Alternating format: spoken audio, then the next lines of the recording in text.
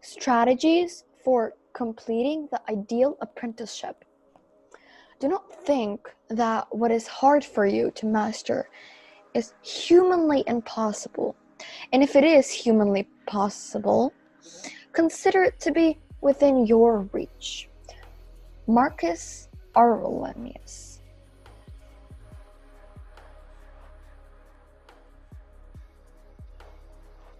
Throughout history, masters in all fields have devised for themselves varieties of strategies to help them pursue and complete an ideal apprenticeship. The following are 8 classic strategies distilled from the stories of their lives and illustrated with examples. Although some might seem more relevant than others to your circumstances, each of them relates fundamental truths about the learning process itself that you would be wise to internalize. Number 1. Value learning over money. In 1718, Josiah Franklin decided to bring his 12-year-old son, Benjamin, into his lucrative family-run candle-making business in Boston as an apprentice. His idea was that after a 7-year apprenticeship and a little experience, Benjamin would take over the business. But Benjamin had other ideas. He threatened to run away to sea if his father did not give him the choice of where he could apprentice. His father had already lost another son who had ran away, and so he retaliated. To the father's surprise, his son chose to work in an older brother's recently opened printing business. Such a business would mean harder work, and the apprenticeship would last 9 instead of 7 years. Also, the printing business was notoriously fickle, and it was quite a risk to bank one's future on it.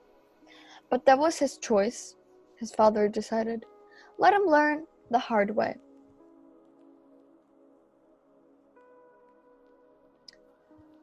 What young Benjamin had not told his father was that he was determined to become a writer. Most of his work in the shop would involve manual labor and operating machines, but every now and then he would be asked to be proofread and copied a pamphlet or text. And there would always be new books around. Several years into the process, he discovered that some of his favorite writing came from the England newspapers the shop would reprint. He asked to be one to oversee the printing of such articles, giving him the chance to study these texts in detail and teach himself how to imitate their style in his work. Over the years, he managed to turn into a most efficient apprenticeship for writing, with the added benefit of having learned printing business well.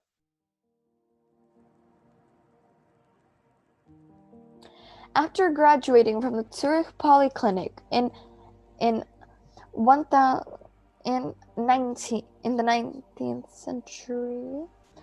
20th century, the 21-year-old Albert Einstein found his job prospects extremely meager.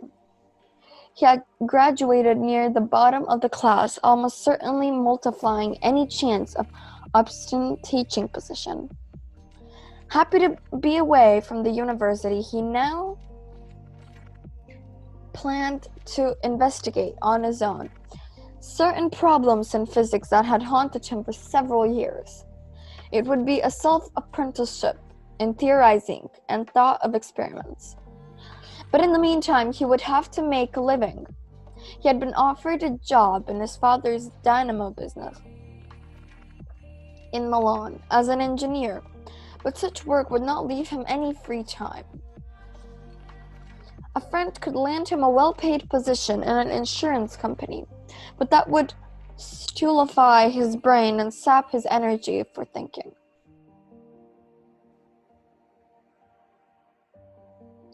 Then a year later, another friend mentioned a job opening in the Swiss patent office in Bern. The pay was not great, the position was at the bottom, the hours were long, and the work consisted of the rather mundane task of looking over patient applications. But Einstein leaped at the chance. It was everything he wanted. His task would be to analyze the validity of patient applications, many of which involved aspects of science that interest them. The applications would be like little puzzles or throughout experiments.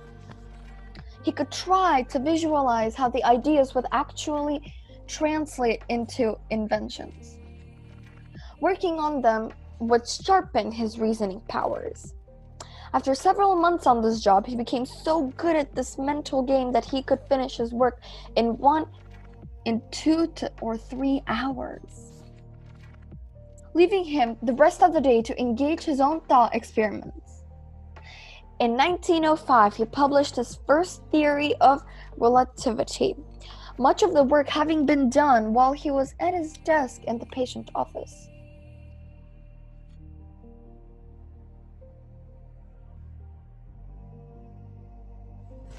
Martha Graham. See pages 30 and 31 for more on her early years. Martha Graham first trained as a dancer at the Denishon School in Los Angeles, but after several years she determined that she had learned enough and needed to go elsewhere to sharpen her skills. She ended up in New York, and in 1924, she was offered a 2-year stint as a dancer in the Follies show. It was well paid, and so she accepted. Dancing is dancing, she thought, and she could always work on her own ideas in her free time. But near the end of the term, she decided that she would never again accept commercial work. It drained her all of her creative energy and destroyed her desire to work on her own time. It also made her feel dependent on a paycheck. What's important is that when you're young, she decided, is to train yourself to get by the little money and make the most out of your youthful energy. For the next few years, she would work as a dance teacher, keeping her hours to the minimum for survival. The rest of the time, she would train herself in the new style of dancing she wanted to create. Knowing the alternative was slavery to some commercial job, she made the most of every free minute, creating these few years of the groundwork in the most radical revolution in modern dance. As previously narrated in Chapter 1, see page 39, where Freddie Roach's career as a boxer came to an end in 1986, he took a job as a telemarketer in Las Vegas. One day he entered the gym where he himself had trained under allegedly coach Eddie Futch. He found many boxers there who were not receiving any personalized attention from Futch. Even though he was not asked, he began to hang around the gym every afternoon to help out. It turned into a job for which he was not paid, so he held on the telemarketing position. Working the 2 jobs left just enough time to sleep. It was almost unbearable, but he could withstand it because he was learning the trade for which he knew was destined. Within a few years, he had impressed enough young boxers with his knowledge to set up his own business, and was soon to become the most successful boxing trainer in his generation. It is a simple law of human psychology that your thoughts will tend to revolve around what you value most. If it's money, you'll choose a place for your apprenticeship that offers the biggest paycheck. Inevitably, in such a place, you will feel greater pressure to prove yourself worthy of such a pay, often before you're really ready. You will be focused on yourself. Your insecurities will need to please and impress the right people and not on acquiring skills. It will be too costly for you to make mistakes and learn from them. So you will develop a cautious, conservative approach. As you progress in life, you will become addicted to the fat paycheck and will be determined where you go, how you think, and what you do. Eventually, the time that was not spent on learning skills will catch up with you, and the fall will be painful. Instead, you must value learning above anything else. This will lead you to all of the right choices. You will opt for the situation that will give you most opportunities to learn, particularly with hands-on work. You will choose a place that has people and mentors who can inspire and teach you. A job with mediocre pay has added benefit of training you to get by with less. A valuable life skill. If your apprenticeship is to be mostly on your own time, you will choose a place that pays the bills, perhaps one that keeps your mind sharp, but also leaves your time and mental space to do valuable work on your own. You must never disdain an apprenticeship with no pay. In fact, it is often the height of wisdom to find the perfect mentor and offer your services as an assistant for free. Happy to exploit your cheap and eager spirit, such mentors will often divulge more than the usual trade secrets. In the end, by valuing learning above anything else, you will see the stage of your creative expansion, and the money will soon come to you. Number 2, keep expanding your horizons. For the writer Zora Neale Hurston, born 1891, died 1960, her childhood represented a kind of golden age. She grew up in Eatonville, Florida, a town that was something an anomaly in the South. It had been founded an all-black township in the 1880s, governed and managed by its citizens. But its only struggles and suffrages came at the hands of her own inhabitants.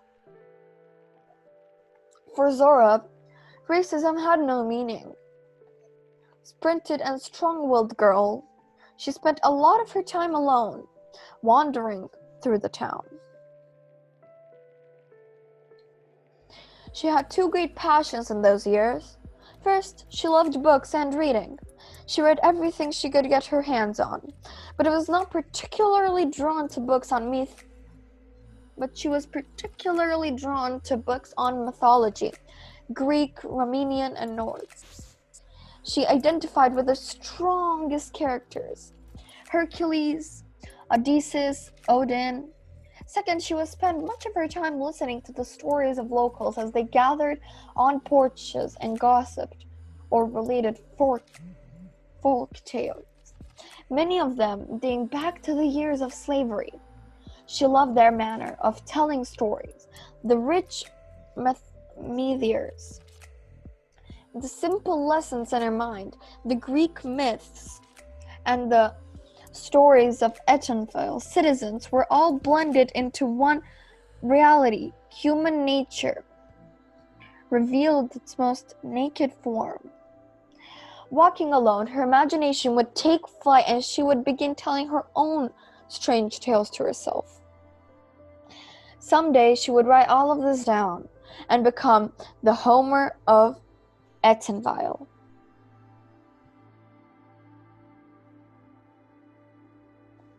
Then, in 1904, her mother died, and the golden age came to an abrupt end. It was her mother who had always protected and sheltered Zora from her father, who thought her strange and unlikable.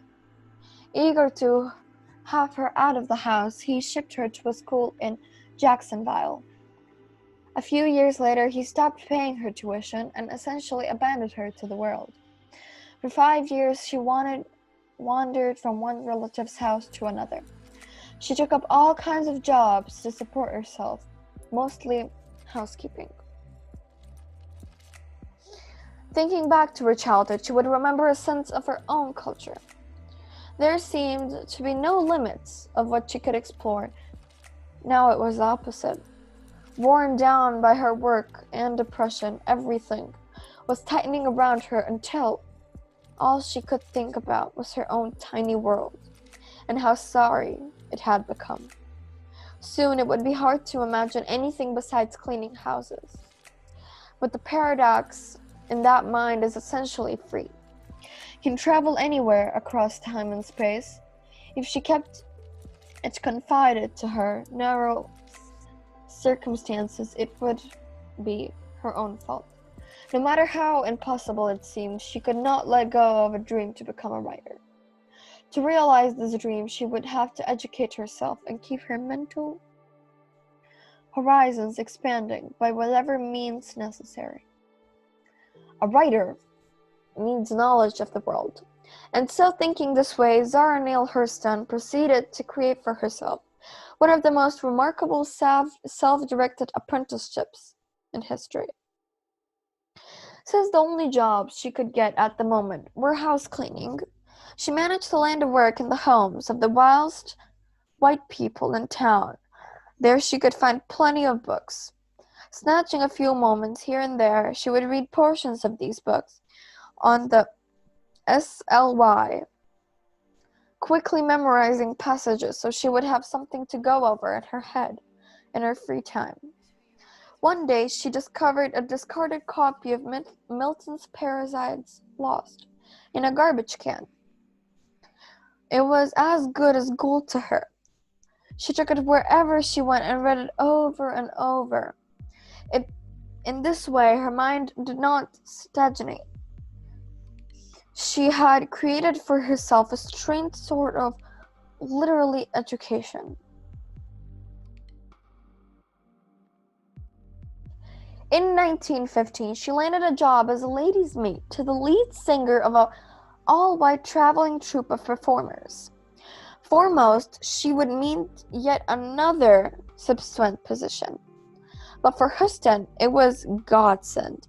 Many of the members of the troupe were all educated. There were books everywhere to read and interesting conversations to overhear.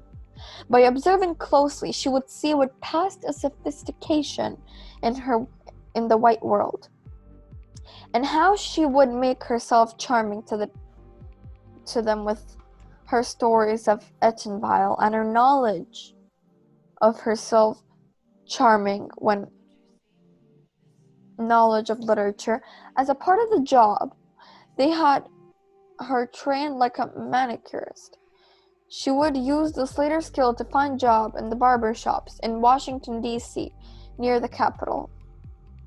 The client included the most powerful politicians of the time, and they would often gossip as if she weren't even there. For her, this was almost as good as reading any book. It taught her more about human nature, power, and the inner workings of the white world.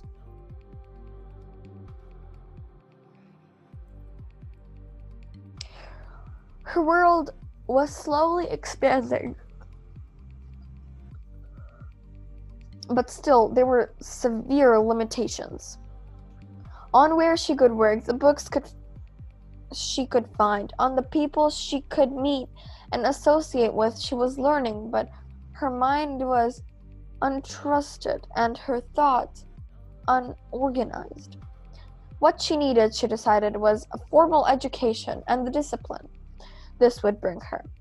She could try to patch a degree together in various night schools, but she really wanted to regain what had been taken away from her by her father. At 25, she looked young for her age, and so chopping off 10 years in her applications, she gained admittance to a free public high school in Maryland as a freshman. She would have to make the most of this schooling. Her future depended on it. She had read many more books than were required and worked particularly hard on any writing assignments. She would benefit teachers and professors with the charm she had established over the years, making the kinds of connections she had eluded her in the past. In this way, a few years later, she gained admittance to Howard University, the leading illustrations of Black higher learning, and made acquaintance for key figures in the Black literary world. With the discipline she had gained in school, she began to write short stories. Now, with the help of one of her connections, she got a short story published in a prestigious Harlem literary journal. Seizing opportunities whenever they appeared, she decided to leave the Howard and move to Harlem, where all of the leading Black writers and artists were living. This would add another dimension to the world she was finally able to explore. Over the years, Huston had made a study or powerful, important people in Black and white and how to impress them. Now, in New York, she used the skill to great effect, charming several wealthy white patrons of the arts. Through one of these patrons, she would be offered the opportunity to enroll in Barnard College, where she would finish her college education. She would be the first and only to bring Black students there. It had been her strategy to keep moving and keep expanding. The world could quickly close in on you if you stayed put unstrained. So she accepted the offer. The white students at Barnard were unlimited within her presence. Her knowledge of so many fields far exceeded from their own. Several professors in the anthropology department fell under her spell. She went on a tour through the South to gather folk tales and stories. She used the trip to immerse herself in the hoodoo, the Southern Black version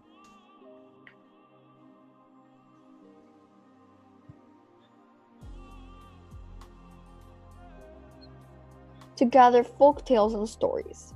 She used this trip to immerse herself in hoodoo, Southern Black version of voodoo, and the other ritual practices.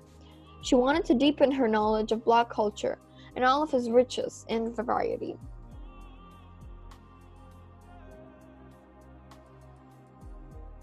In 1932, with the department raging in New York as her employment opportunities dying up, she decided to return to Etonville, where she could live cheaply and the atmosphere would be inspiring. Borrowing money from friends, she proceeded to work on her first novel. From somewhere deep inside all of her past experiences, her lengthy and multifaceted apprenticeship rose to the surface with stories from her childhood. The books she had read and they're all over the years. The various insights into the dark side of human nature and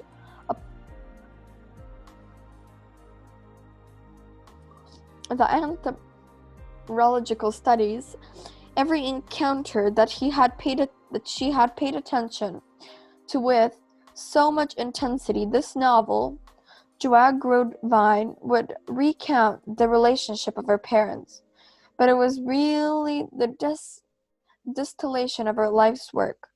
It spilled out of her in a few intense months.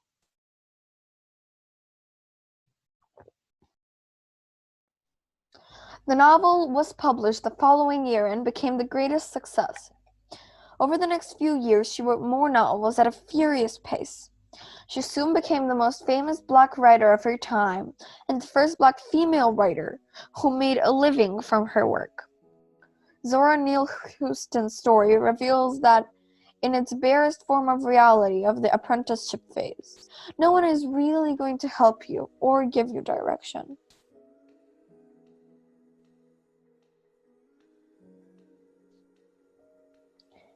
In fact, the odds are against you.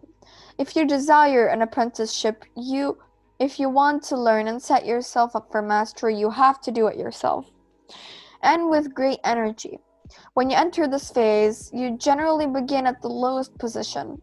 Your access to knowledge and people is limited by your status. If you're not careful, you will accept this status and become defined by it, particularly if you come from a disadvantaged background. Instead, like Hurston, you must struggle against any limitations and continually work to expand your horizons. In each learning situation, you will submit to reality. But that reality does not mean you must stay in one place. Reading books and maintaining materials that go beyond its required is always a good starting point. Being exposed to the ideas in the wide world, you will tend to develop a hunger for more and more knowledge. You will find it harder to remain satisfied in any narrow corner, which is precisely the point.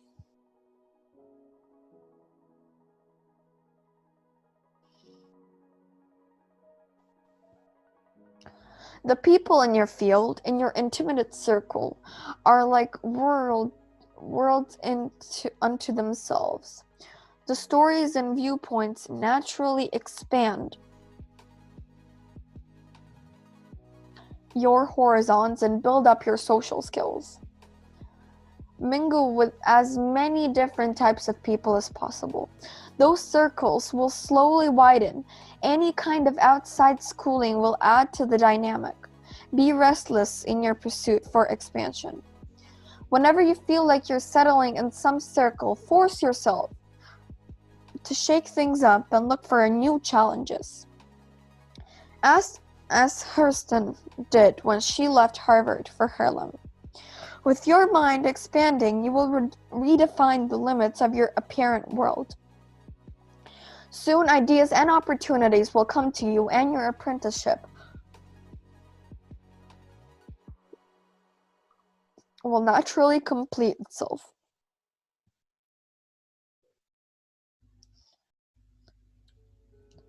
Number 3. Revert to a feeling of inferiority. Attending high school in the late 1960s, Daniel Everett was a bit of a lost soul. He felt trapped in the California border of his town Hostville, where he grew up, and totally disconnected to the local cabo of his life, as narrated in Chapter 1, see page 31. Everett had always been drawn to the Mexican culture that existed among the migrant workers on the margins of the Incan culture that existed among the migrant workers of the margins of the town. He loved their rituals and their way of life, the sound of their language, and to pick up in their songs. He seemed to have a knack for learning a foreign language and picked up Spanish rather quickly, gained a bit of entry into the world. To him, their culture represented a glimpse of a more interesting world beyond Hauntville. But sometimes he desired of ever really getting away from his hometown. He began to take drugs. For the time being, at least, they offered an escape.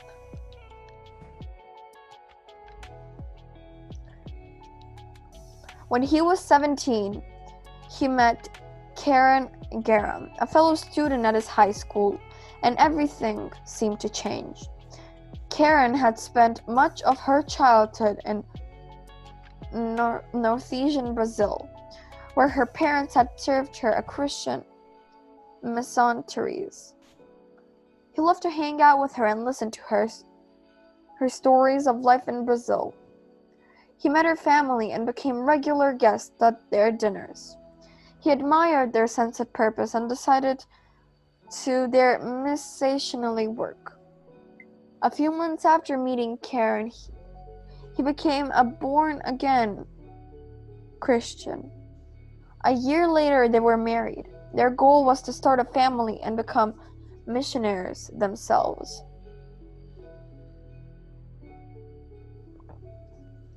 Everett graduated from the Moody Bible Institute of Chicago with a degree in foreign missions in 1976. He and his wife enrolled in the Summer Institute of Linguistics, SIL, a Christian organization that instructs future missionaries in the necessary linguistic skills to translate the Bible into indigenous languages and spread the gospel. After going through the course of work, he and his family, which now included 2 children, were sent to SIL's jungle camp in the region of Chiapas in southern Mexico to prepare them for the rigors of missionary life. For a month, the family had to live in a village and earn the best they could the indigenous language, a Mayan dialect. Everett passed all of the tests with flying colors based on his success in the program. The Fully at SIL decided to offer him and his family the greatest challenge of them all, to live in a Piraha village deep in the heart of the Amazon.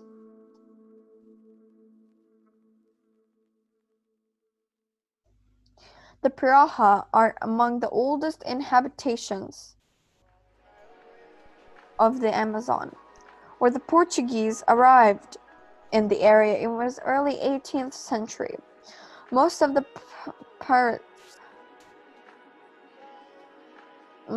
tribes learned their language and adopted many of their ways, but the Piraha resided and retreated further into the jungle. They lived in a deep isolation with little contact with the outsiders. By the time missionaries arrived in their village in the 1950s, there were only some 350 Piraha still alive, scattered in the area. The missionaries who tried to learn their language found it impossible. The Piraha spoke no Portuguese and had no written language, and their words, to Westerners, all sounded alike. SIL had sent a couple of in 1967 to learn a language and finally translate the part of the Bible into Piraha, but they could make little progress. After more than 10 years of struggling with the language, they were driven half mad as the task they wanted to leave. Hearing all of this, Everett was more happy to accept the challenge. He and his wife were determined to be the first ones to crack the code of Piraha.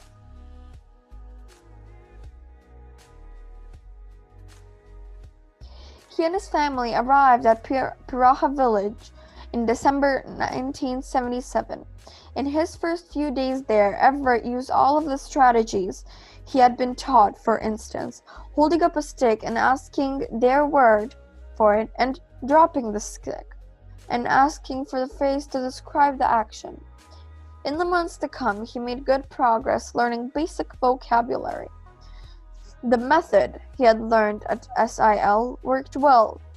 He had worked assiduously every time he heard a new word. He wrote it down on 3x5 note cards.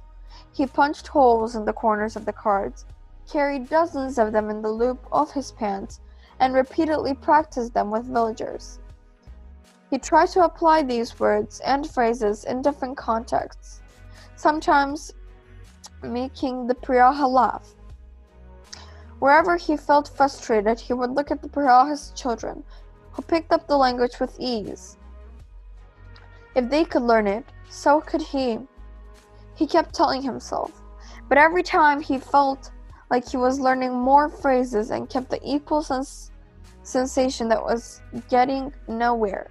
He began to understand that the frustration of the couple that had preceded him. For instance, he kept hearing a word over and over again that seemed to translate as just now, as in the man had just now left, but rather hearing in a different context. He realized that in the fact referred to the precise moment where something appears or disappears. A person, a sound, anything. The phase was really about the experience of such translation moments, he decided, which seemed to resonate with a lot of Piraha. Just now did not begin to cover up the rich meanings in it. This started to happen with all kinds of words he thought he had understood. He also began to discover things that were missing in their language, that went against all of the linguistic theories he had been taught. They had no words for numbers, no concept of left and right, no simple words that designated colors. What could this mean?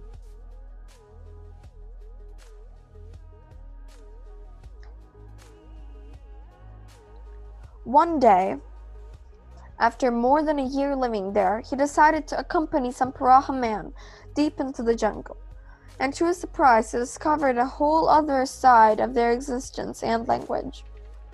They acted and spoke differently. They employed a different form of communication, talking to one another in ebullient whistles that clearly replaced spoken language, making them stealthier in their herding forays. Their ability to navigate this dangerous environment was impressive.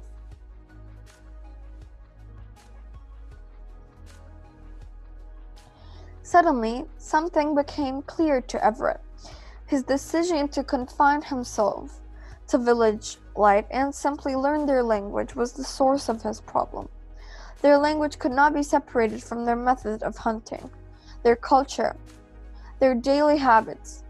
He had unconsciously internalized a sense of superiority to these people and their way of life, living among them like a scientist studying ants. His inability to pierce the secrets of their language, however, revealed the inadequacy of his method. If he wanted to learn Piraha as the children did, he would have to become like a child, dependent on those people for survival, practicing in their daily activities and entering their local circles, feeling in fact the inferior and the need of their support. Losing any sense of superiority would later lead to a personal crisis, which would lose faith as a role as a missionary and leave the church for good.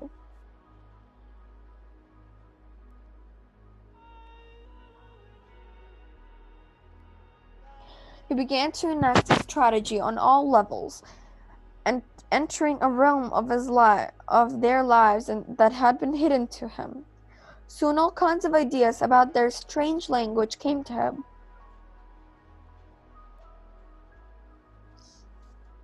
The linguistic oddities of Piraha reflected the unique culture they had evolved from living in isolation for long.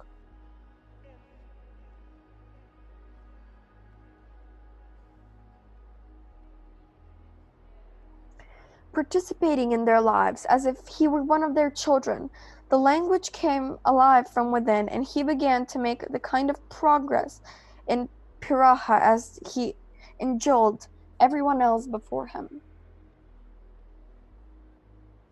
In his apprenticeship in the jungles of the Amazon that would later lead to his career as a groundbreaking linguist, Daniel Everett came upon a truth that was application far beyond his field for study. What prevents people from learning is even something as difficult as Piraha. It's not the subject itself. The human mind has limitless capabilities, but rather certain learning disabilities that tend to faster and grow in our minds as we get older. These include a sense of smugness and superiority, whether we encounter something alien to our ways, as well as rigid ideas of what real or true, often introduced us by schooling or family. If we feel like we know something, our minds close off to other possibilities. We see reflections of the truth we have already assumed.